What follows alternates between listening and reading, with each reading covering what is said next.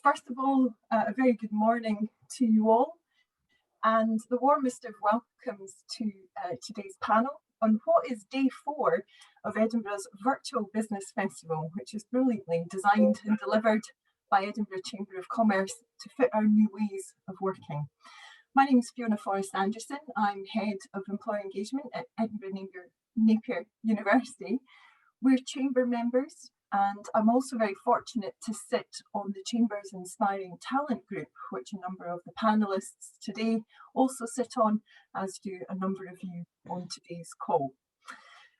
So people are, of course, the very lifeblood of a city and an organisation's most valuable asset. Our inspiring capital is what it is because of the people that have chosen to live, work, or study here. The COVID pandemic, of course, has dramatically changed the way that we work. It's never been more critical, arguably, for business and industry to engage and carefully plan for that workforce of the future. A resilient and adaptable workforce goes hand in hand with enhanced business performance and an improved economy. And so, without further ado, can I hand over to today's chair, who is Mckeon, who is Chief Executive Officer of MCR Pathways and Chair of Developing the Young Workforce in Edinburgh and and East Lothian. Thank you, Fiona. A very warm welcome to this panel discussion and question and answer session on the topic of people, skills and the future workplace. I'm absolutely delighted to be able to chair this session today and hope that wherever you are joining us from, that you'll feel able to input to the debate as the discussion develops. In a moment, I'm going to introduce you to our panel, and it is a pretty stellar panel, as Fiona says. They are raring to go, and it's been obvious from the discussions we've had this morning, they've got a very real passion indeed for ensuring that we address the key issues round about this topic. So I'm absolutely sure that we're going to have a very interesting and informative debate. Before I do that, I just want to quickly frame the discussion and reinforce why this topic is so very important. It's no surprise to anyone that the COVID-19 pandemic has and will have a dramatic impact on the way that we all work. To rebuild the economy successfully, we are going to have to do all that we can to enhance future business performance. And to do this successfully, we need to ensure that there is a skilled and proficient workforce in place as a cornerstone of that recovery. As employers, we are going to do all that we have to respond to changing working patterns, to changing demands for skills in each sector, and the changing shape of the economy overall. We're also going to have to be very mindful of the impact that the pandemic has had on the education of those who have yet to enter the workforce, especially those who are the most disadvantaged in society. Now, the real problem is that the pandemic may further exacerbate an issue that has been with us for a number of years. In a recent Open University survey, 86% of business people reported difficulties with finding the right skills in the last 12 months. And of course, there is a huge cost to all of this. The current skills gap is costing businesses in Scotland more than £350 million a year in additional recruitment and training fees. And what's more concerning is that this money is mostly spent on mitigating the impact of these issues rather than solving the underlying causes. So with that in mind, how do we plan effectively for a future and build a truly adaptable and resilient workforce? How do we identify the skills that are required to grow the economy successfully? And how do we make sure that all sections of our community are included in this future economic success? Now, I'm obviously hoping that our panel can help us answer those questions. So let me introduce them to you.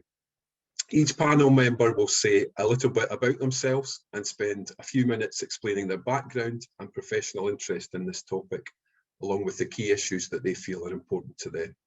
We then have a general discussion before opening up to your questions later on this morning.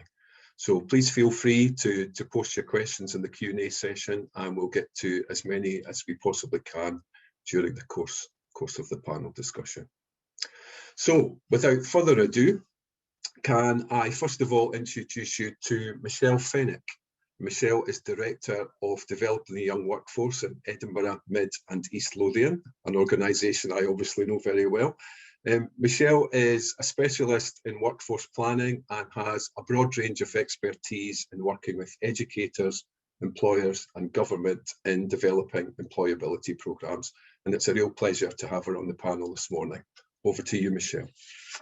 Thank you very much, Graham. It is great to be part of this conversation this morning. As Graham stated, all of us around this virtual room today have a real passion around skills development and the investment in skills for our future workforce. Myself personally, I've worked in youth employment for a period of about 15, 16 years now. Some of that working at local level, regional level, and also national level. So my current role is linked to Developing the Young Workforce, which is Scotland's youth employment strategy. And for the last 5 years in our region and across Scotland, the Developing the Young Workforce teams have been working with employers to support young people to be more informed and inspired about the world of work, helping them to make those successful transitions into the next steps after school and college. And the benefits have been felt by everybody. We've developed partnerships between employers and education in all of our state schools, and deliver experiences and build skills and inspire our future workforce. Sitting at the heart of that has been work readiness, yet the last year, as you can imagine, has provided challenges in this space. So taking a step back pre-pandemic, we carried out research with employers on work readiness. And we identified that employers were actually looking for particular skills through this research: problem solving, numeracy, literacy, resilience, positive attitude towards work, the ability to and willingness to learn new skills, communication, time management, being adaptive and flexible, and actually getting on with people. Now, these tie in with what we know as meta skills, or the skills of the future. And our employer research also identified, employers stated that to get work ready, young people should take part in activities like volunteering, work experience, activities outside of school, wider achievement awards, part-time work, and engaging with employers. So you can probably see where I'm going with this, because back to the present, the most of these activities have actually been hit really hard due to the pandemic. So personally, my ask of employers right now is to be mindful of this in their recruitment processes. Consider the challenges that young people have faced over the last year and the missed opportunities for that learning and development, but also to consider alongside this the hurdles and the challenges that young people have had to overcome, the changes that they've had to manage, and the skills that they've developed by getting through what we've all had to get through. We've obviously had to find innovative ways to work like everybody else, and young people have developed skills in areas of learning and developing, working virtually. But that's something that still provides challenges, as Graham quite rightly said, to those young people who have additional barriers. Employer involvement continues to be critical as we move forward in this space, so that you as employers across our city and across Scotland have the talent that you need for the future of your business. So nurturing talent, we all know that it supports social responsibility. It aids in talent identification and diversity and inclusion, but it also aids in workforce development. There's actually research that identifies investing in supporting young people in education leads to increased productivity back in the workplace. Our work in Developing the Young Workforce connects to Scotland's Young Persons Guarantee, and that aims to give every 16 to 24-year-old in Scotland the chance of a job or apprenticeship or training or further education or volunteering opportunity. It was launched in response to COVID-19 last November, and has so far developed around 18,000 opportunities for young people. So there are 5 areas where employers can get involved in supporting Scotland's Young Persons Guarantee, and the first one being developing the young workforce and the work that we do around preparing and supporting young people who are still at school and still at college to gain the skills that they need for the world of work. The second one is helping all young people to achieve their potential, engaging and opening up opportunities with young people who face those additional barriers to work. The third is around investing in a skilled workforce, creating work-based learning opportunities, training and upskilling opportunities for young people. The fourth is around creating jobs and apprenticeships, does what it says on the tin, and the other is around creating an inclusive and fair workplace. Now, there are lots of support networks out there to enable employers to get involved in that space. Sometimes it can be quite a challenge to navigate that landscape and know where to go. But developing the young workforce and a main point of contact and a conduit for delivering the Young Persons Guarantee. So please do get in contact with us. We're hosted in the Edinburgh Chamber of Commerce. You can find out more about us on our own website or on the Edinburgh Chamber of Commerce website.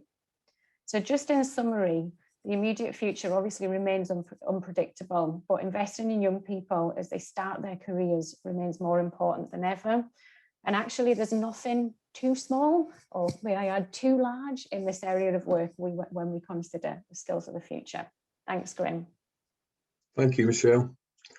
Our next panellist is Professor Anne Bamford, OBE, the Strategic Director of Education and Skills at the City of London. Anne has been recognised internationally for her research and creativity, lifelong learning and technology, and is a world scholar for UNESCO. None of us can top that, Anne. It's great to have you here, and over to you. Oh, thank you so much, and it's lovely to be here. And I was writing notes as Michelle was talking because I thought, wow, I wish we had that guarantee down here in London, because it's a really tough old time at the moment for all people, but especially, you know, all of the research is showing that our 15 to 25-year-olds have perhaps had the worst of it, not necessarily from a health point of view, but almost the side effects of the experience we've been through. I wanted to just pause for a moment to reflect about my job, because I think it's quite important as a signal. I was appointed 5 years ago, and when the city appointed me, one of the key things that they said was we need to link together education, skills, and the cultural and creative sector, because normally, certainly in terms of national government, these are kept in separate silos, and that's been part of the problem.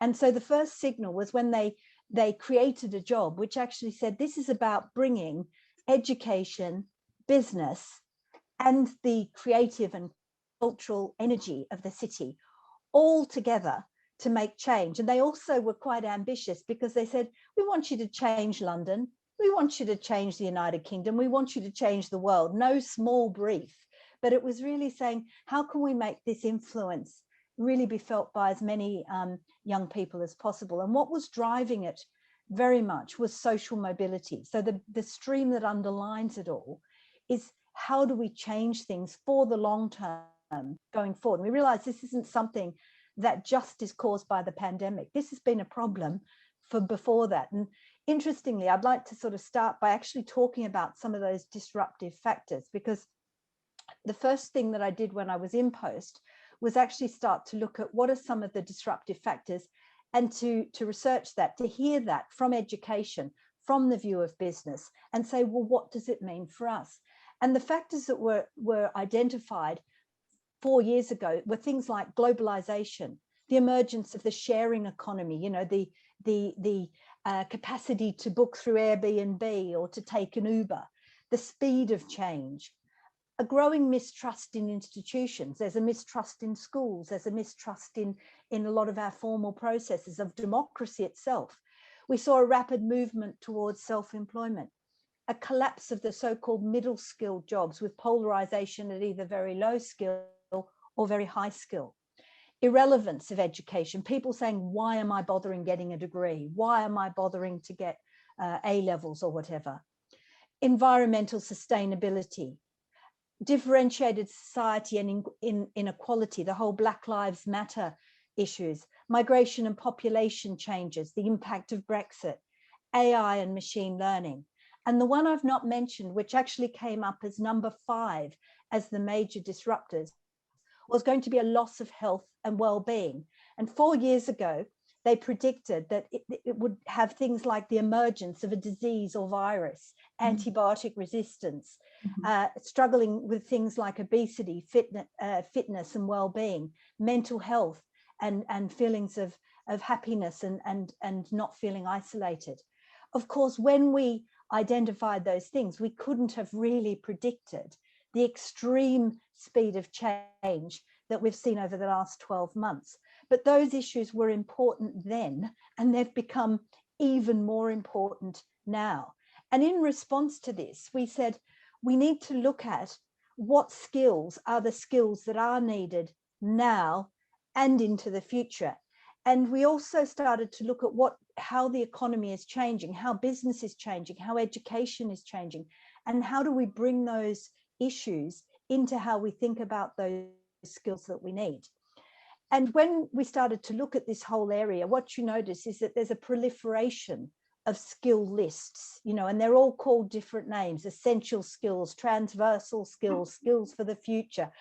The one I hate the most, soft skills, but there were all these lists out there. What we found was that there was a commonality between all of these skills, and that commonality is that they operate in fusion. And what I mean by that word fusion is that they're not bound by the type of work you do, they're not bound by the discipline, and they work best when you're actually doing things that fuse or bring together different ideas or different works. We sent out to 101 different industry groups, and we asked them to look at all the skills and rank those skills in order. And we asked them to think about somebody that employed in the last 3 years who's been fantastic, and to really think, what were those skills that were most important? We came up out of very long lists. So out of the lists of skills we gave them about 80 skills. We got them ranked in an order, and we said, we came out with a list of 12. I won't go through them all, but I'll give you a taste of it. And what you'll be pleased to hear is they're very similar to the ones that we've heard so far. So oral communication is number 1, collaboration and teamwork, initiative, problem solving, organizational skills like timekeeping, adaptability and flexibility. Good old writing comes in at number 7, so we haven't lost written communication, independent working and autonomy, critical thinking, resilience, creativity, and analysis, data, and evaluation skills. They came out as the top skills. We don't use the word future skills because we say we don't need those in the future, you need them now. And a lot of businesses have discovered through this last 12 months that where they thought they had talent and skills, they've actually identified major gaps, and the gaps are often associated with missing several of those 12 skills that I've just mentioned. And I would like to support the point that was also raised about the young people missing out at the moment because they've not had work experience, they've not had the opportunity to have those volunteering things. As Michelle mentioned, some of those they've not had the opportunity to develop. But yesterday I was on a virtual chess tournament that had on hundreds of young people playing chess. Big people versus little people, didn't matter, they're all playing chess. What I can say is in that environment, we saw some of those fusion skills really being reinforced. Things like problem solving, like critical thinking, using data. They were analyzing moves from 1640 and all sorts of things. And we saw those skills being developed. So when you're looking to employ people now, find out which of those skills they've really developed over the last 12 months. Think of, for example, if they've had to be managing homeschooling with working, what does that tell you about problem solving? What does that tell you about resilience? Because these are now core skills, not just for our current workforce, but for the workforce coming through. And we need to think of lifelong learning at all ages. This is not just something, learning won't be something just for young people anymore. Thank you. Thanks, Anne. That was fantastic. Lots of food for thought there, obviously, and we will definitely be coming back to some of the key issues that both you and Michelle have raised so far during the course of the discussion. So, 2 down, 4 to go, 3 to go. Our third panellist is, I'm delighted to say, is Audrey Cumberford, MBE, who is the principal of Edinburgh College. Audrey, lots of us know Audrey, as you know, has significant experience in the college sector, including 5 years as head of the largest regional college in Scotland. And in 2017, Audrey was appointed to the Scottish Government's Enterprise and Skills Strategic Board. So it's a real pleasure to have her on the panel. Over to you, Audrey. Great, thanks, Graham. And Anne, I'm convinced you've been reading my notes, actually. I was one of these nodding dogs in the back of the car. Actually, I did one of these panels yesterday and made a classic mistake where I decided to do one of these Joe Wicks 30-minute workouts about an hour before, just to get my hours exercise. So talk about looking completely frazzled. So I've not made the same mistake today. So anyway, so thank you everybody for tuning in to what I think will be an interesting debate, actually. And like most of you guys as a college, so we've got 4 campuses, 28,000 students, 1,500 staff, and in the space of 3 days, shut everything down and went completely remote. And so in terms of our operating model, it was thrown up in the air, but actually what a huge opportunity in terms of really learning from this experience. Pre-COVID, we actually had published our digital strategy about being a high-performing digital college, and it was a 5-year strategy. And I have to say, we were, in terms of our digital performance, we were probably the equivalent of swimming in the shallow end with the armbands on. And then COVID came along and basically picked us up, took our armbands off and chucked us into the deep end. And what I found with both staff and students actually is that there are a big chunk of people who are in the deep end thinking, actually, okay, this is a bit different, but it's interesting. And I'm seeing how digital and technology enabled things can actually enhance what we do. I've got another bunch of staff and students who've just swum over to the side and are hanging on, but are kind of looking back at the deep end thinking, actually, that does look quite interesting. And then we've got a whole load of people that are swimming back up to the shallow end to get their armbands back on because they want to get back in their comfort zone.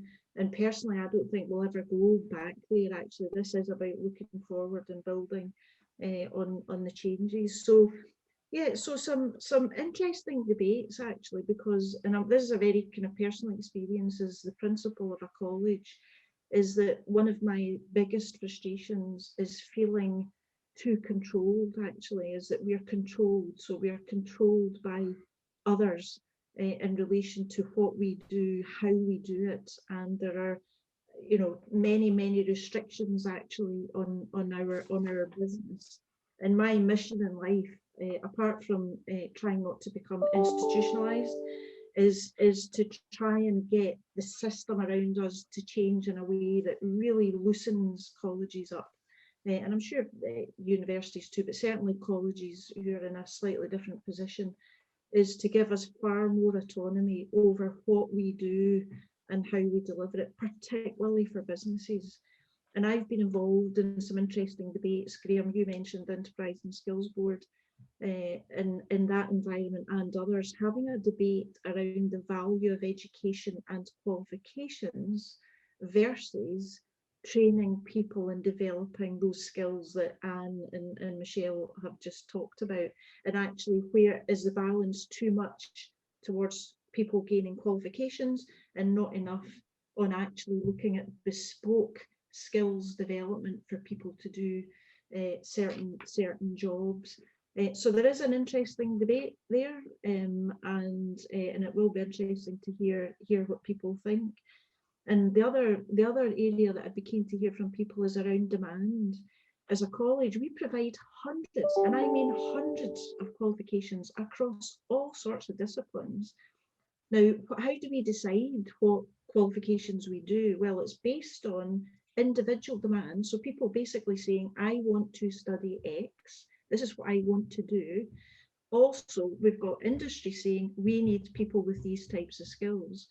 And again, what's the balance? Because sometimes, quite often, the individual and what they want to do doesn't necessarily match what the economy needs in the region, and in my case, Edinburgh City and the wider region.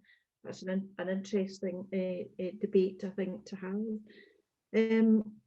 So I think I'm keen just to hear what you guys think, and I have to say, in my own experience, and I'm going to pick on Rochelle, since Rochelle's here, who's a key leader in the St James development in Edinburgh, is that for me it's a great example of where the college has started working very, very early with people who have a very clear ambition, but also a very clear idea of job creation, what those jobs are going to be, what the skills will be that are attached to those jobs, and then engaging with us as the provider so that we can start to jointly shape and create those qualifications, those courses, those skills training, that we will then create a pipeline of people who can be skilled up and trained so that they pop out, I guess, the other of us just at the right time when they're needed, when those jobs are available.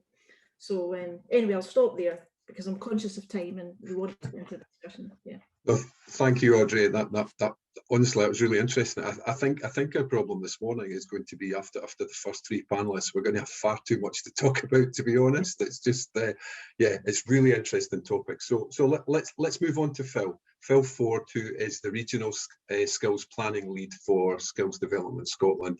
I've actually known Phil for a long time, and I have to say, what Phil doesn't know about the workforce in Scotland, no one knows. He's got cracking experience in understanding the issues that we face as a country. He works in close partnership with a range of stakeholders to develop evidence-based skills strategies, and his big focus is making sure that supply meets current and future demand. Prior to his current role, Phil worked in the Construction Industry Training Board, and he was the Strategic Partnership Director for Scotland. So Phil, you're very welcome to the panel. Thanks, Graham, and good morning, everyone. Delighted to be here. I've been with SDS for just coming up for 6 years now, but I've been working in the field of lifelong learning, work-based training for almost 20 years. So it's something I'm really passionate about, and I can see the difference that makes to the lives of young people. What I thought I would do is just over the next few minutes, just give you some observations around what the labour market information is telling us. It's my job to try and bring it to life and facilitate and generate some discussion around some of these key issues. And I thought it'd be helpful just to reflect on the impacts we've seen both on businesses through the pandemic and on people as well. Looking at some of the Scotland trends, but specifically then focusing on what's happening in the city of Edinburgh. And I think, as some of the other panelists have picked up, what COVID has done is accelerated the digitisation of our economy. The way we work, the world of work is going to be very different from the pre-COVID world of work. A lot more home working and working like this as we go forward. If we look at the economy across Scotland, there's clearly been a contraction over the last year of around 11%, so quite a significant impact on the economy. And looking at some of the forecasts, I think we're unlikely to see a recovery to pre-pandemic levels until around the start of 2024. So a period of real challenge for businesses. We know that a number of sectors have been really hard hit, particularly those that haven't been able to reopen fully or have been closed for a number of months. So accommodation, food services, hospitality, tourism, culture, the arts, recreation, all of those sectors have been really hard hit.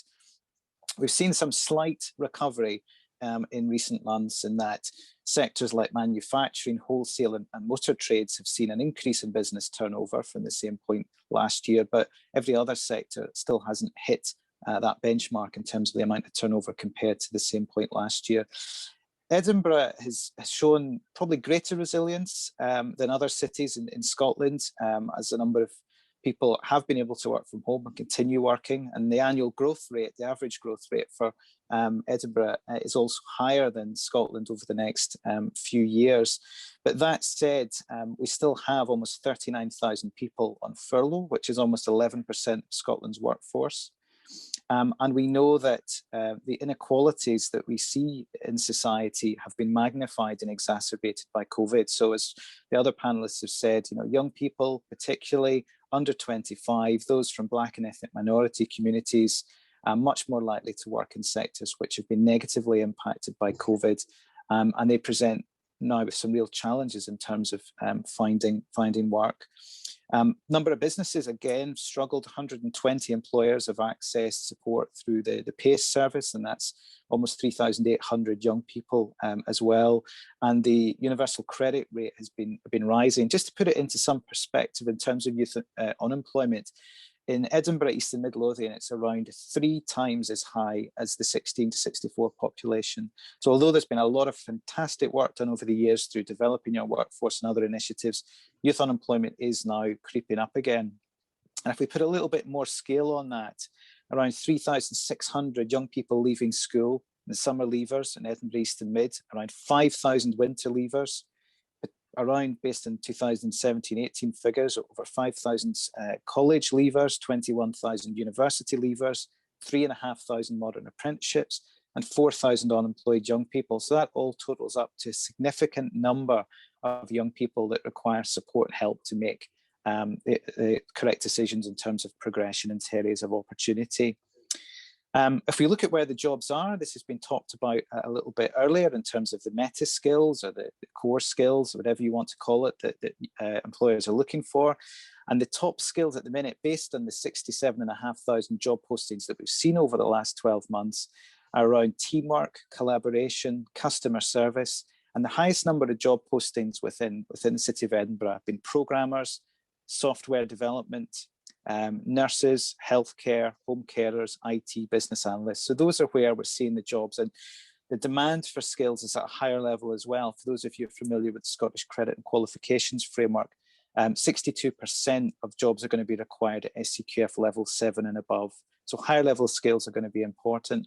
And the good news is over the next 3 years, as things stand, there'll be around 51,400 job openings in Edinburgh.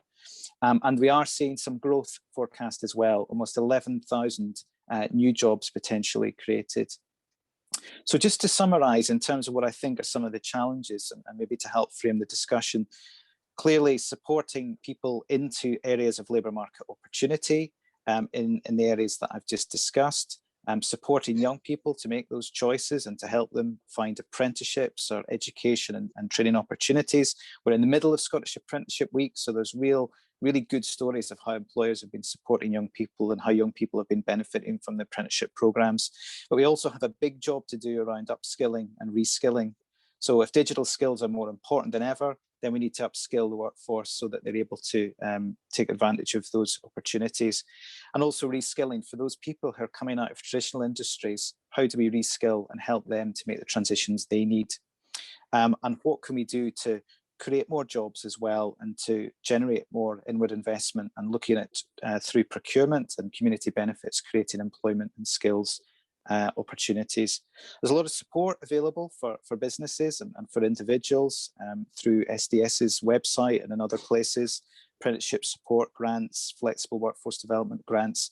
The extension of furlough has allowed for these measures to be bedded in. We haven't faced the tsunami of job losses that were forecast. But I hope that brings in to the discussion some helpful areas for discussion, and look forward to responding to some of the questions shortly. Thank you. Thank you. I told you that Phil knew his data. No one better. So thanks very much for that, Phil. Thank you. And last but by no means least, I'd like to introduce you to Rachelle Burgess. And Rachelle is the Brand and Marketing Director for the St James's Quarter here in Edinburgh. Rachelle has held a number of senior roles in the St James's Quarter and is principal for the Partner and Consumer Work Stream, as well as Fuse, the Retail and Hospitality Academy. Fuse is a world-class academy which sets standards for skills, training, recruitment and career support in Edinburgh. So a very warm welcome to you, Rachelle. Thank you, Graham.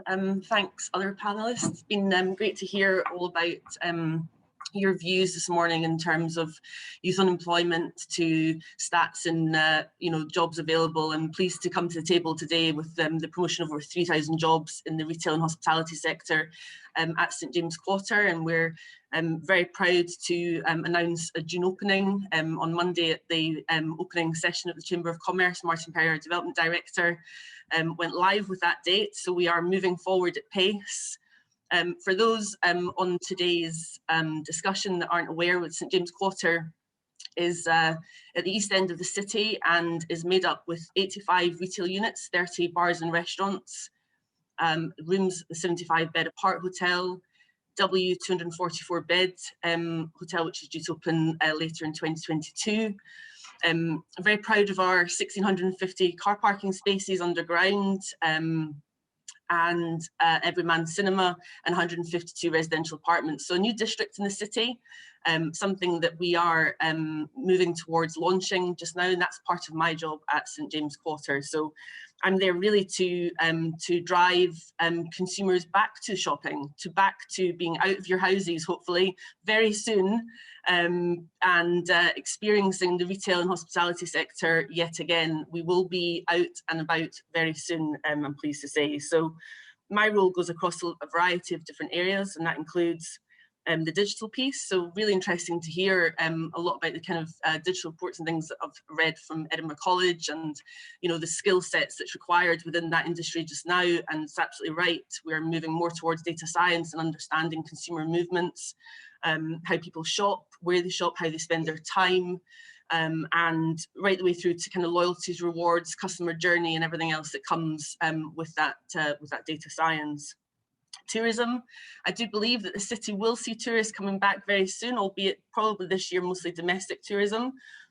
We will look at our day trippers, and we'll focus hard on bringing people back into the city with our festival partners, and hope to see some festival activity happening this summer. So working very closely with the arts and culture sector from St James Quarter to really re-engage there and to see that thing bounce again, and to be as buoyant as it once was. I'm a bit concerned about the recovery comments from Phil around 2024 in terms of the industries and what that looks like longer term. Hopefully it won't be as long as that, but we'll no doubt discuss that as we move through today's session. Events again as well, so looking to really bring back that events and experiential opportunities as well within the city, with 9 event spaces at St James Quarter. There's lots of external spaces as well, which I know that people obviously right now are looking more to spend time in external spaces. So we have rooftop gardens and St James Square, so lots of great spaces for people to enjoy. What that means is that we have to find 3,000 people to work in all of these businesses that I've just talked about, and we've been working tirelessly over the last few years to create a model called Fuse.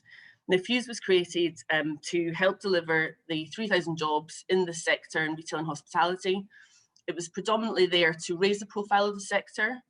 Now, as a girl who was a shop girl in her parents' shop at the age of 13, I've lived, slept and breathed retail and this industry for many years now. I won't tell you what age I am, but for certainly a good few decades anyway.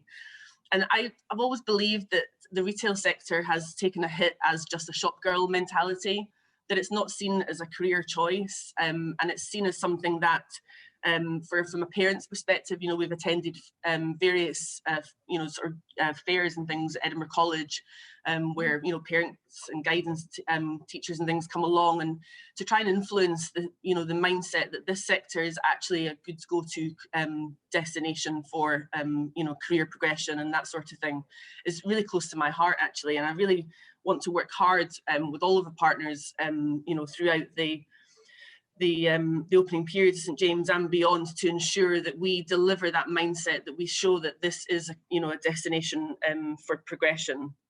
And we do that through partnerships and bringing the best in class relationships across the board, whether that's the Joined Up for Business network or what we do with the Department of Young Workers, with outreach programs and school programs and Get Ready for Work initiatives and things like that, to what Audrey mentioned earlier, which is our partnership with Edinburgh College, which we started very early on, and it is about matching demand with the sort of requirements or what can be fulfilled through our partners. So things like the Fashion Retail Academy, bringing the Fashion Retail Academy to Edinburgh, which is a great initiative down in London with 140 employers who work closely with Fashion Retail Academy to have job-ready candidates in customer service, supervisory courses and managerial courses in this sector. in apprenticeship places, and delighted to say that this relationship went live this year. We've got 16 people on the course currently, with Edinburgh College as our partner in Scotland delivering that. And that was a real example of partnership working, which was what Fuse predominantly sort of hangs its hat on. So delighted to talk to you today about that and more throughout the panel. Thank you.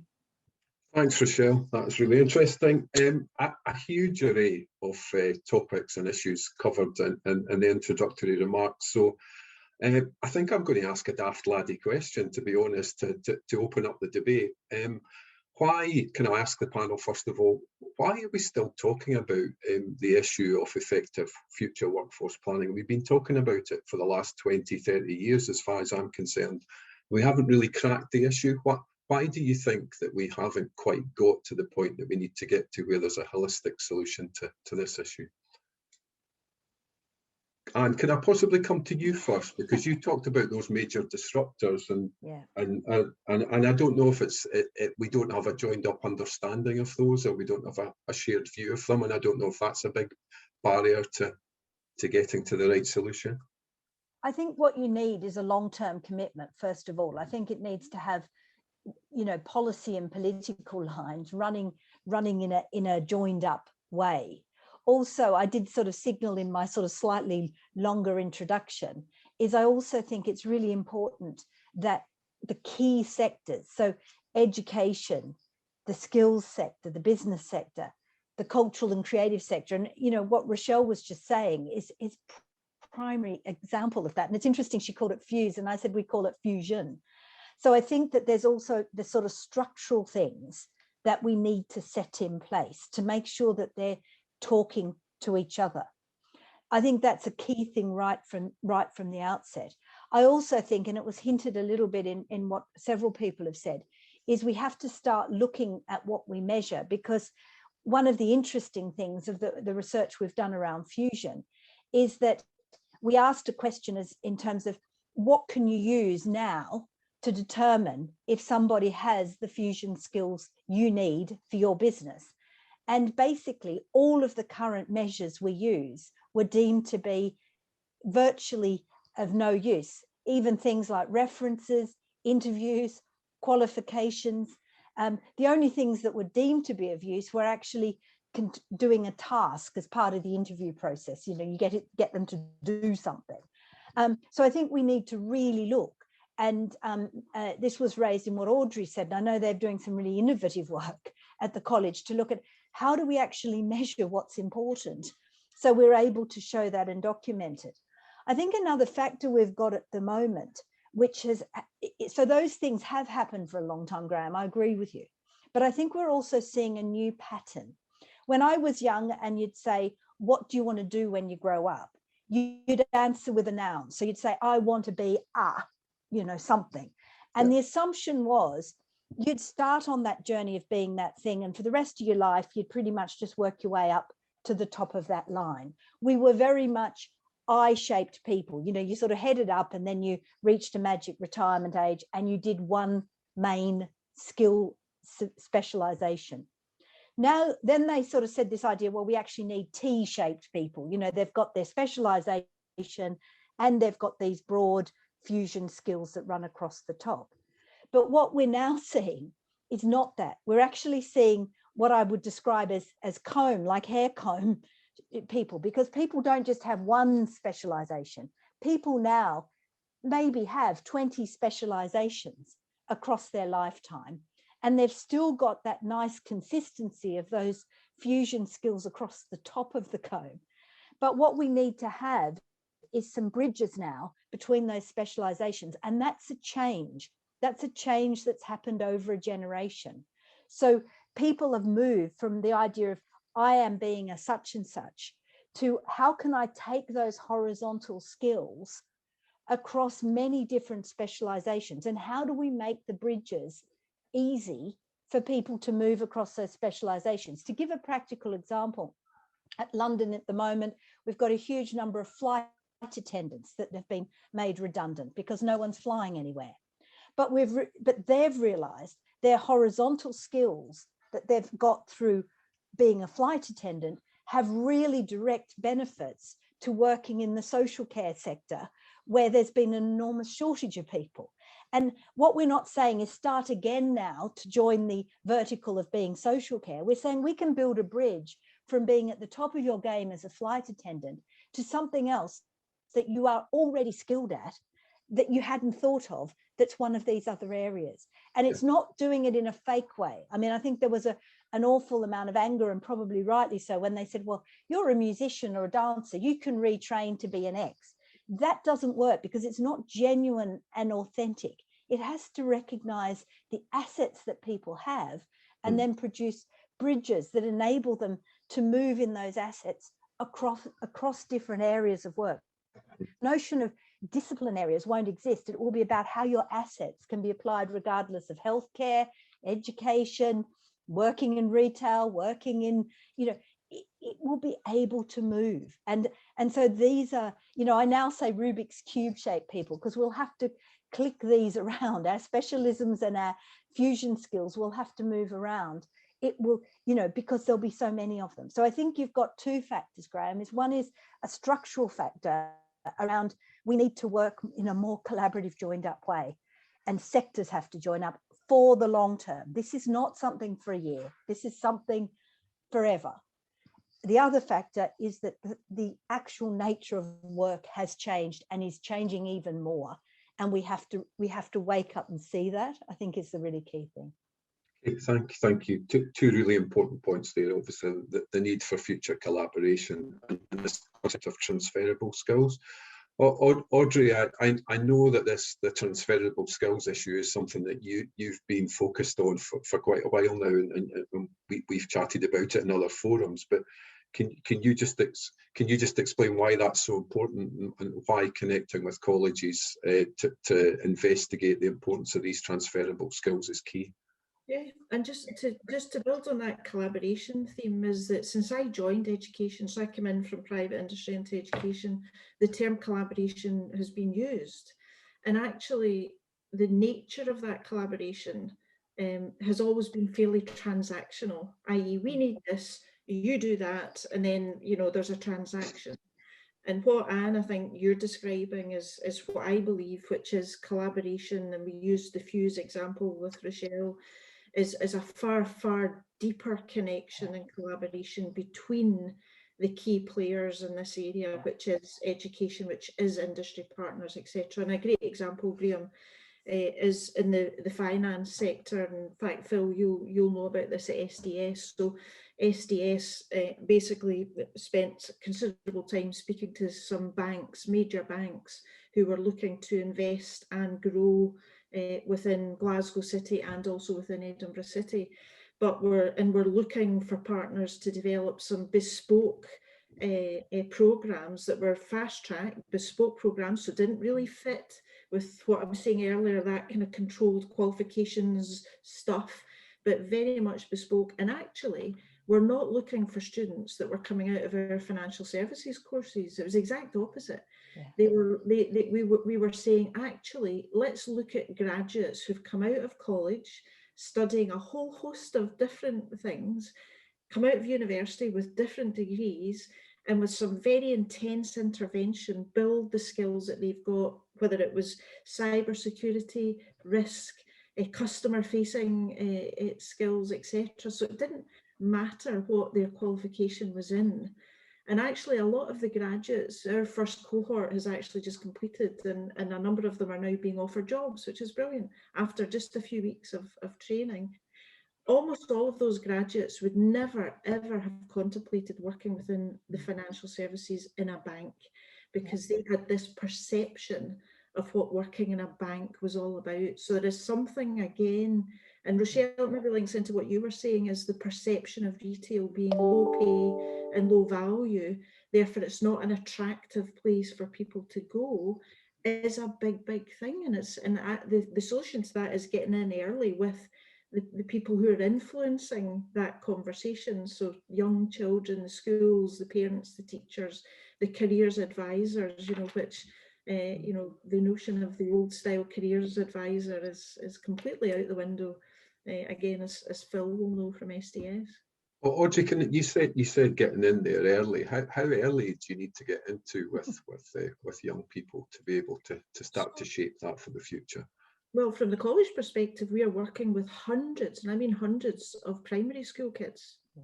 And in fact, it's weird. I might get into trouble for saying this, but I'll just say it anyway. You won't. Don't worry. You won't. Is actually working with primary children, and the people who are involved in teaching the primary children are very, very focused on that kind of wide development and looking at what we've just described around skills. And then something happens when those pupils go to school, because I think the school, maybe this is Anne, what you were referring to around the kind of structural stuff, whether it's policy or the system or whatever, is that it becomes very siloed, very subject driven, you know, and what's measured is what gets done.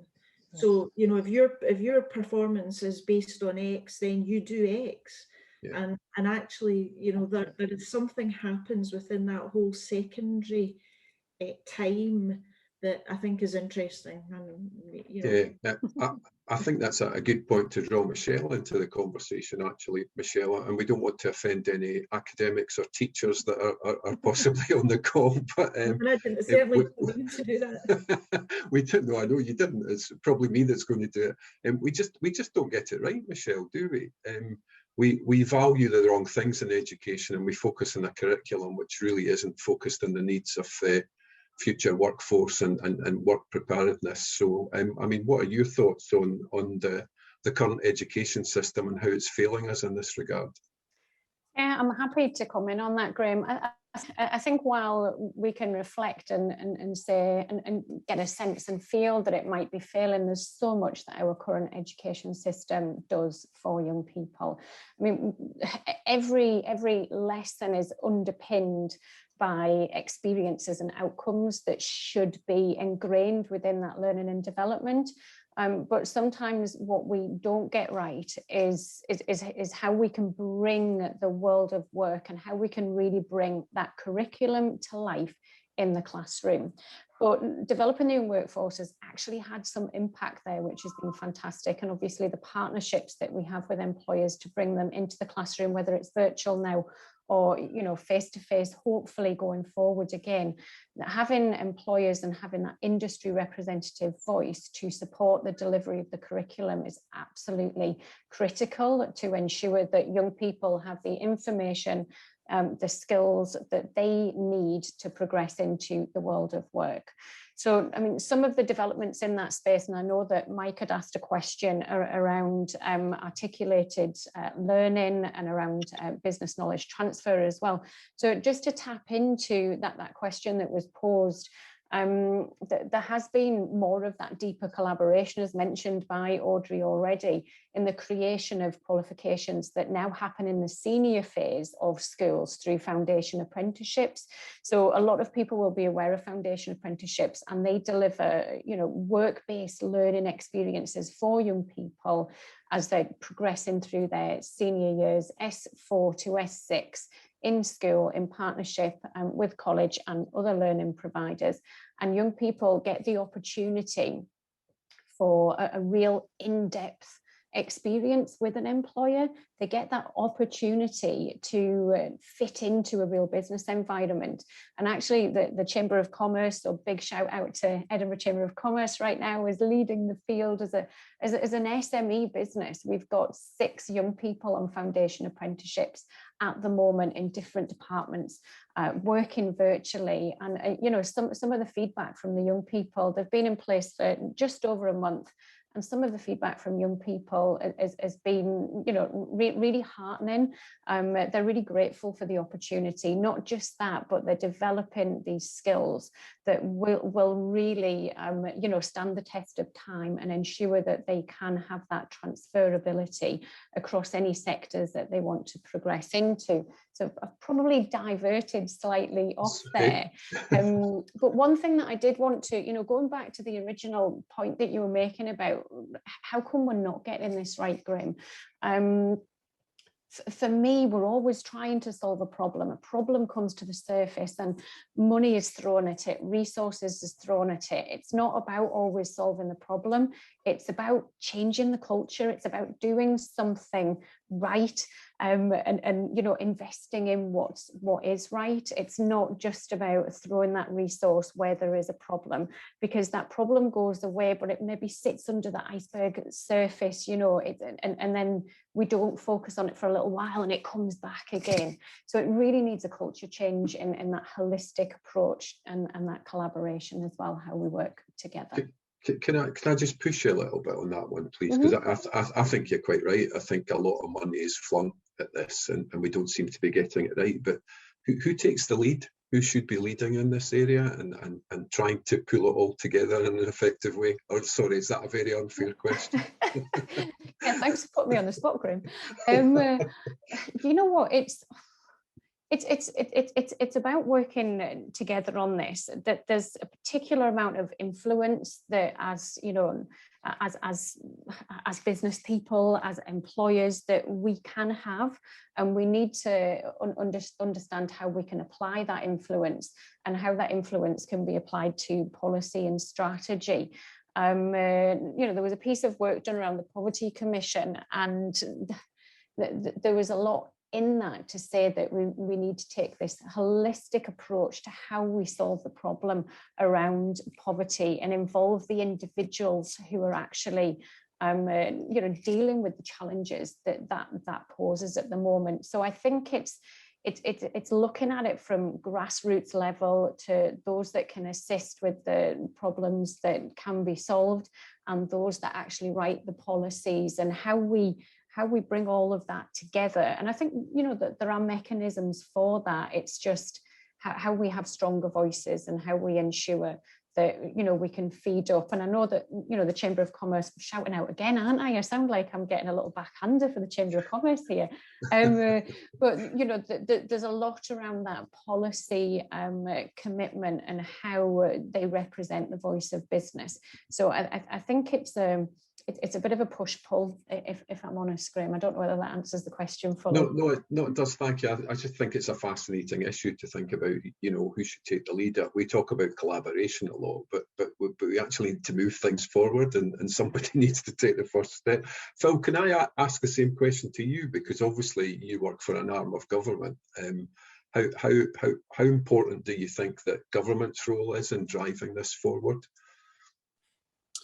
I would have to say it's important, absolutely.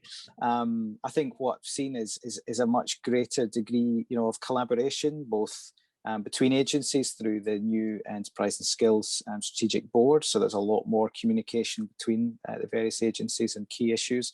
But on a regional level as well, with the city region deal structures, with growth deal structures, with the developing young workforce groups, I think there's much more integration now than there ever has been between all the various players in this space. And I think, you know, the challenge in all of this is to make sure that we're able to move at pace, to be flexible, to be agile. COVID has thrown that into focus to the challenges that face us. So when it comes to workforce planning, as you mentioned earlier, the pace at which jobs are changing is exponential in some sectors like digital. There's new jobs being created all the time, and the education skill system has to pivot around that. And the fast track models that Audrey referred to, you know, provides one opportunity to do that. We're looking at a fast track model for data analytics at the minute to try and get people trained up faster.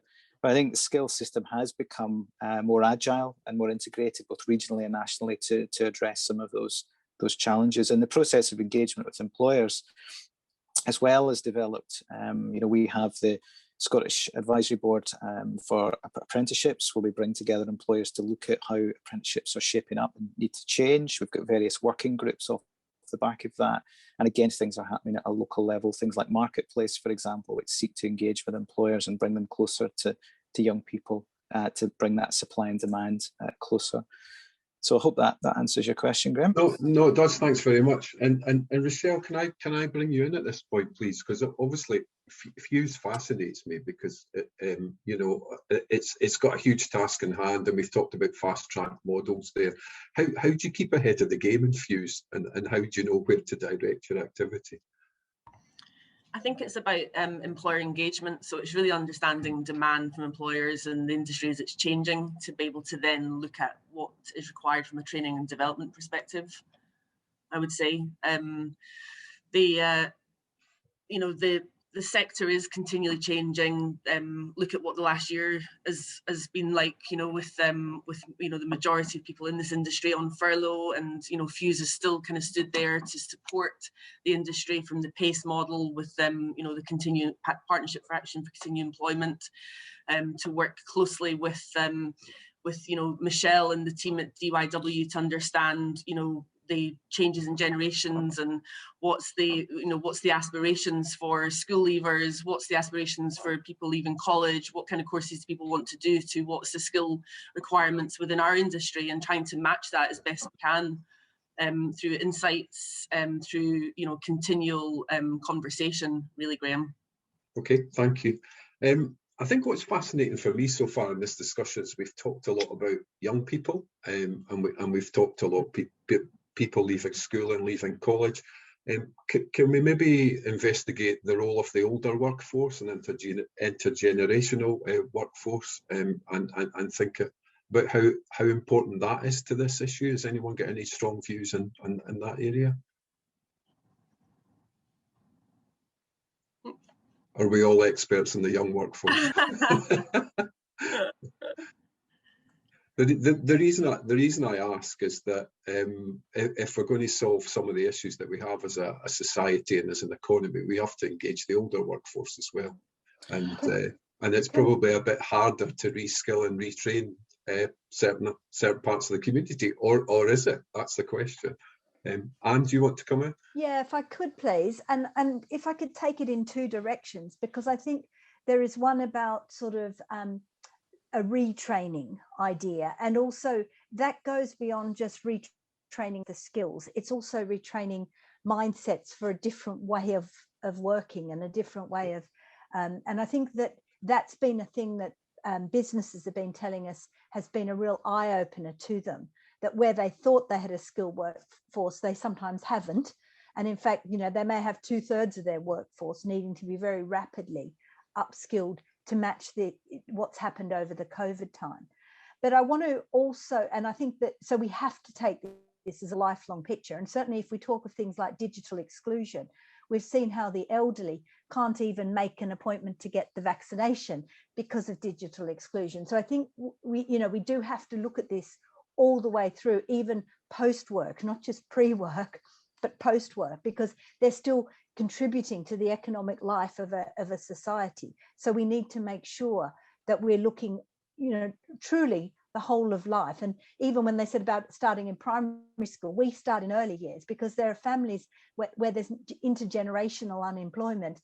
And so even the concept of work needs to be introduced very early on to young children. So I think it is a whole of life process. But the other thing I wanted to just sort of feed into the debate is I think we do need to think about changing management. If you're going to have, fusion skills, people moving different areas, working virtually, all of those things also challenge the way we manage. So when it's very easy for us to say it's someone else's job to prepare the workforce, but I'm going to actually turn it around now to the people that are on this call in terms of saying, also it requires us as managers to be lifelong learners. It requires us as managers to be developing these skills and not just assuming that we have them. And the way we manage needs to be different. We have to, for example, look at much more what I call civic engagement, whether that's it's to be, if I was running a big company and I was designing the talent development course, I'd say, this is what you have to learn. This is what the statutory requirements are. I wasn't actually going out to say, as learners, could you actually develop what you need? Is there ways that you could develop the courses that you need? Do you understand, you understand your job and your roles better than anyone else? Perhaps you should be developing those courses, citizen-led in training and skills development across your life, those sorts of challenges, but it challenges management. So I'd also sort of put it out there that we also need to look at the way we manage and the model of learning that we're presenting, whether it's in our educational settings or in our management style. Because if we say, well, learning's for you lot, it's not for me, then that automatically is sending a quite distinct message. So I'm also going to say we need fusion managers as well as fusion skills. Thank you. And Anne, can I bring you back in it? Sorry, Audrey, can I bring you back in at that point, please, in terms of this sort of lifelong learning concept, which I think is really interesting. The education sector has a key role to play, I suppose, and this civic engagement that Anne was talking about is really quite important, isn't it? Yeah, I mean, I can understand the focus on young people because all of the research shows that the impact on those young people is likely to be felt through their whole life, actually. Yeah. And, you know, and that is massive, because that then has, you know, generational impact on families, etc. So I completely understand the focus, but it can't be at the exclusion of older. And in the education world, older is defined as, I think, anybody being over the age of 24 or so. That's me then. You get old quickly. Slightly weird, actually. I think, what was I doing when I was 24? But anyway, so for me, actually, it is really, really important to look at. I mean, I talk a lot about lifetime learning and how can we create an environment where people actually have the power is in their hands to absolutely dip in and dip out of opportunities as and when they need them in terms of what they do. Because you're right, I mean, Anne described a situation where, you know, people, when you have a job, you don't stand still in the job, and the job doesn't stand still. Therefore, by definition, enhancing people's skills all of the time is going to become really, really important, actually. So I think, yeah, that's my view. Thank you. I'm just looking at the questions that are coming in from the participants today, and we've got a question from Sahini, which actually is relevant to this. It says, people recognise the transferability and the potential to build on the skills and strengths, but it seems that employers are looking for employees to be a finished product. Yeah, we've all heard that before. How do we get HR and recruitment to be more open to the idea of portfolio skill sets? Fantastic question. How do we change the mindsets in large companies to do that? It's interesting though, Graham, sorry to come in there, but in the research that we've done, that's not what actually the businesses have told us. No. The businesses have said that they would, you know, and this even included the tech sector, where there's a lot of talk about, you know, we need people to code in this system, or we need people. They said, if you can give us people that have very good fusion skills, it doesn't take as long to teach them the specific things that they need, you know, because, and they're actually saying, you know what, we'd rather you don't teach them those particular coding things, because we have our own way of doing it in this particular system or whatever. But if you just give us people who are critical thinkers, who can interpret information, we will be able to work with them, and we can do that quite quickly. But we can't do it the other way around. If you give us a skill, but the person doesn't have those fusion skills, we're not as a business able to start building those fusion skills. So this is when they're finding, you know, the turnover. So it's not actually what we're hearing. What they're saying is we want the fusion skills. Great if they also have some of the specialist skills, but if not, we're happy to work on the specialist skills. We're not happy to work on the fusion skills. So it's slightly more nuanced than the you know, but yeah, sorry to clarify on that one. No, that's fantastic. That's very clear. Thank you. So just to let the panelists know, I'm being a dreadful chair, and I'm not getting to most of the questions that people are asking today. So I'm going to go through a few, if you don't mind now. We've got a question, I think, Michelle, this is probably for you, from Joe Goldblatt, that says 25% of the pupils in Edinburgh live at or below the poverty threshold. How many employers work with DYW to help these young people improve their future prospects for rising in income through obtaining training and good jobs? Thanks, Graham. Happy to come in on that one. And you know, it's a great question, but obviously really saddening and shocking to see a figure like that. But it is a challenge that remains in our society, and one, you know, that we've said already, you know, we're chipping away at things, but we're not necessarily getting it right collectively, unfortunately. At the moment, obviously the numbers of employers that are working with developing young workforce and supporting young people in those areas that face those additional barriers has reduced. It's not to say it's stopped, that's not the case, but it's reduced in certain sectors. And it ties into another question that somebody's asked as well, because obviously the reach to young people that live in poverty have the challenge of tech poverty as well, not just access to kit, but access to Wi-Fi as well. So, you know, there's many people that are having conversations around that table. But really what it needs is a firm commitment, either from local government or central government, to ensure that there is one piece of kit per young person in a family, and not one per family. It also needs to focus in on the access to Wi-Fi as well when young learners are learning from home. So it does need that targeted support.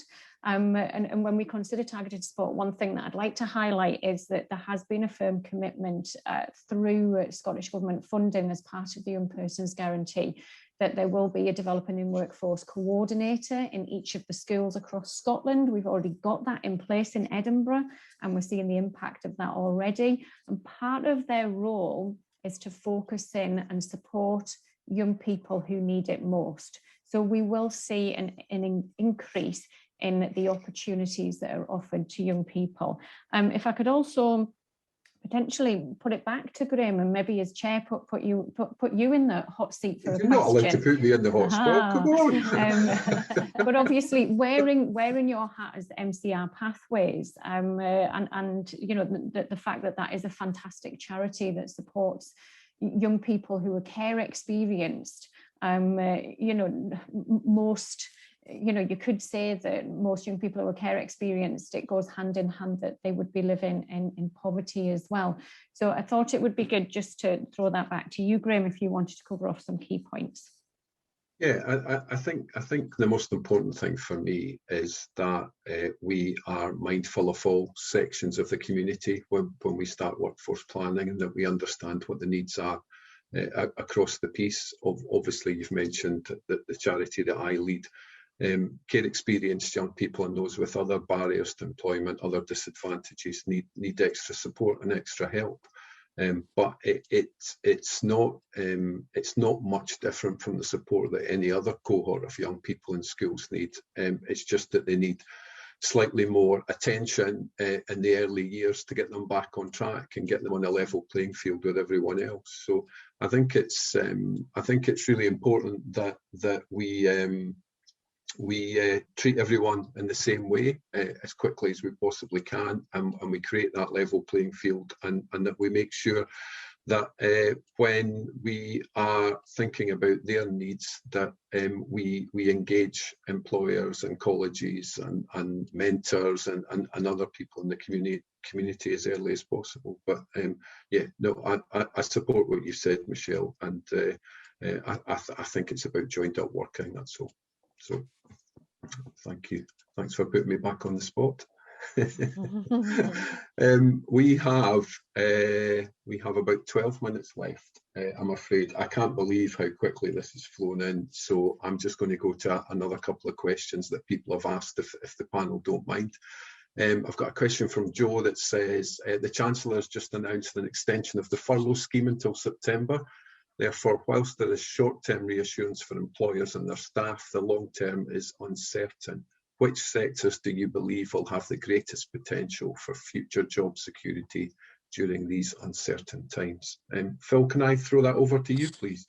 Yeah, happy to take that one, and just making the distinction as well between areas of opportunity and areas of job security. It's probably more difficult to give any assurances around job security, but we've just had a really useful exercise with colleges in East Central Scotland, looking at where we think the areas of immediate and medium-term opportunity are.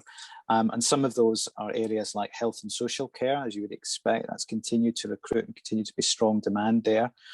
Education sector, Also, digital and green energy are areas of growth. The digital technology sector is growing incredibly fast compared to other parts of the economy. There's much more that could be done around green energy, and that's something that's been looked at in a number of areas. And although hospitality, tourism and retail have suffered, we do expect those sectors to come back again and for jobs to be available in those sectors. But the security issue is a difficult one to answer, because although there's been a rise in jobs, they haven't been permanent jobs. A lot of them have been, fixed-term contracts, part-time jobs, and that's been a general trend we've seen in the economy over the last few years. Fewer permanent jobs available and more contracted or fixed-term jobs. So it's a difficult one to answer, but hopefully some of the sectors that I've mentioned, particularly digital, energy, education, health and social care, would offer reasonable measures of job security, and then longer term, as industries come back, retail, hospitality, tourism and so on. Okay, thanks Phil, that's really helpful. A question which I think I'll post to Audrey if that's okay. It's from Sahini and it says, in my work with younger people, there is a real desire to do something meaningful and contribute their skills and time to solving some of the big issues we all face, like climate change. How do your programme support them to bridge that gap between what they want and what the market wants? So Heaney, that's a brilliant question. So I was at an event just last night and it was called the Fuel Change event, and this was organised by a number of businesses across Scotland.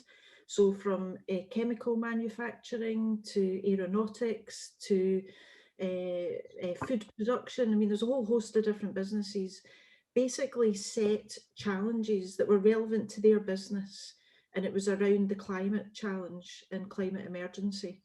So they each had an issue, a real live issue. And then what happened was there was groups of apprentices at all stages, so first year, second year, third, so a whole range of experience of apprentices were brought together in teams to then basically come up with solutions to those real live, immediate issues that those companies had. And I have to say, the companies that were involved were completely blown away, because they had probably underestimated actually the potential and the talent that was actually in their companies as apprentices, who are often seen as, well, they're not that experienced, and when you put these people together, it gave them a real challenge, is that they were coming up with solutions that many of these companies made a commitment to actually taking those solutions forward.